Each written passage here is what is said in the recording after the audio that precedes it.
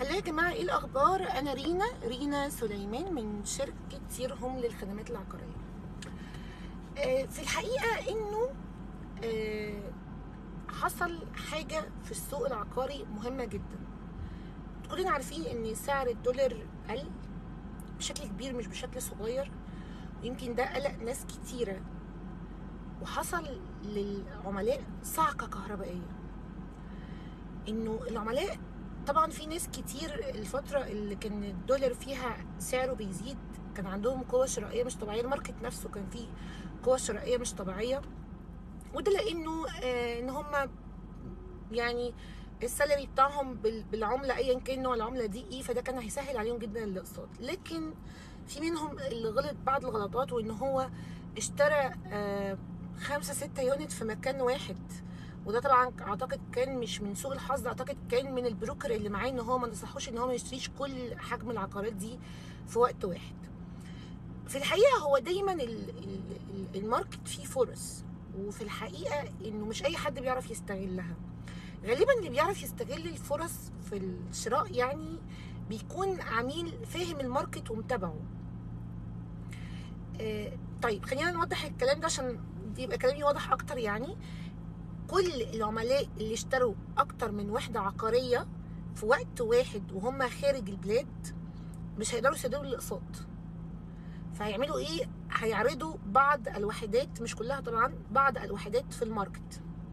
هيكون في منهم نوعين، نوع متمسك بان هو يكسب رقم ضخم جدا، ده مش هيعرف يبيع خالص، والنوع التاني متفهم جدا الماركت ماشي ازاي، فده هيبيع بسهولة جدا.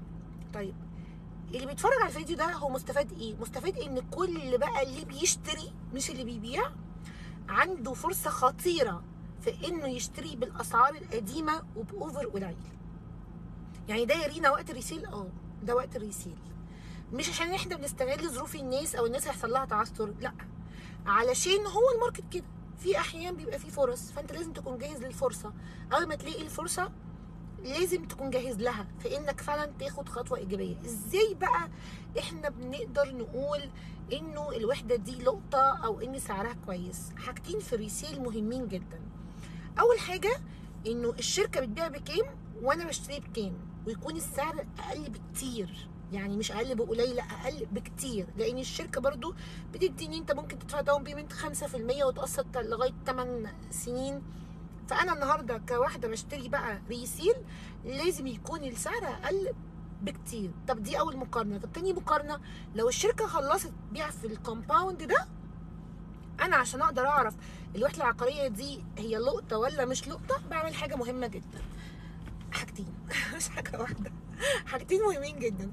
اول حاجه ان انا بشوف سعر المنطقه كام، الناس بتبيع حواليا بكام.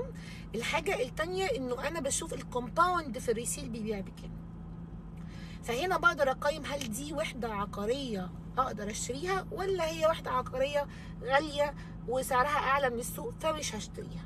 انا رينا، وعشان تشوف عقارات من ارض الواقع بسرعه جدا هتروح على اليوتيوب وتكتب اسك رينا، هيطلع لك القناه بتاعتي. اوعى تنسى سبسكرايب. باي باي.